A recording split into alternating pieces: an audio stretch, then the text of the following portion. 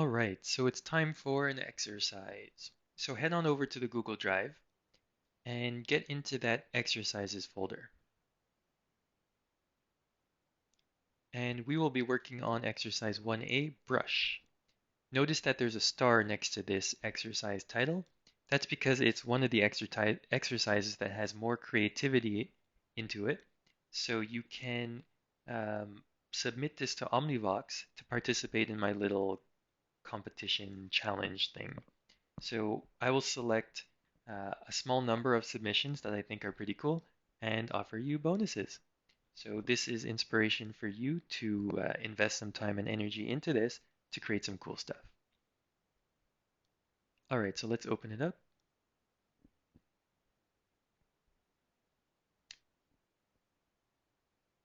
So you'll notice in this exercise, it starts by saying create a new Photoshop file. So some of my exercises come with an exercise file for you to download, but others, like this one, you'll be creating from scratch. So I want you to create a new Photoshop file, and I tell you all the specifics. The file name that I want it to have, the units I want you to work in, the width and height I want you to work with, and the resolution. So let's go ahead and create that in Photoshop. So I'm just showing you so you remember, always set the pixels first. Always set the units first, and then work with your dimensions. So for me, it's already been inputted, so I'll just keep those values, and a quick double check that the resolution is at 72 pixels per inch. So please get familiar with this process, as I will show it maybe one more time, but after that, um, this is part of the process. So get comfortable creating new files, and just be sure always to set the units first before you work with the dimensions.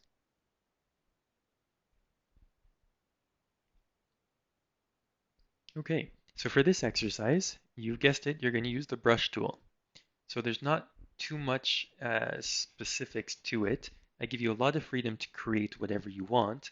However, I suggest that you get inspired from this Google search that I've linked right here. So click on this link right here. It could take you to Google Images. However, I've already done an image search for you with the word abstract. So if you click on this abstract word with the link and check this out, you'll see a lot of really cool works that you could inspire from. So just keep in mind there's no way you can recreate what you're seeing here because this is like the best of the best, right? We're on the internet here searching for abstract art and it's showing us some really cool results. So don't try to copy this or any of these exactly. Instead, use this as inspiration to create something similar. So for example, you could pull up an image you like. Let's say you like this one. This looks like a simple one that's not too demanding, but feel free to choose any one that interests you. Then you could keep it on the side over here. Okay, it's hard for me to do it in this recording, but keep the image open. I do not want you, if you already know how, I don't want you to be sneaky and bring it in and then trace it, okay? I want you to use your eyes and then your hands. Look at the image and then try to do something similar on the canvas from scratch on your own, okay?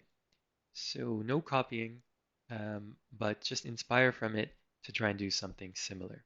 You have lots of beautiful examples here that could challenge you in different ways, so choose the one that interests you. And then, like I said, I don't have too many restrictions for you. What I do tell you though is use the brush tool, no other Photoshop tools, because I want you to experiment with the brush and color, brush size and hardness, and using layers and possibly layer opacity. So there is another requirement of creating 3 layers. Okay, so please respect these rules if you want to take part in my competition. And do not paint with any other drawing tools. And don't be sneaky and try to paint letters or text.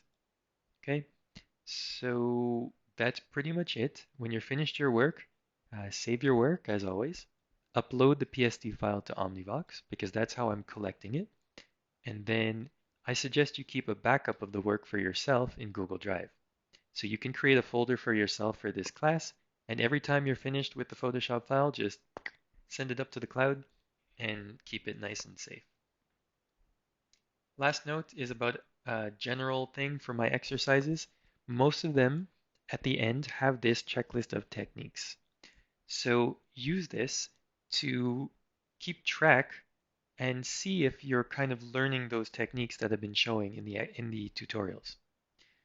So it's a very cool and nifty way to see what I'm expecting of you, and also to just um, take responsibility for your own learning to ensure that you're covering these techniques.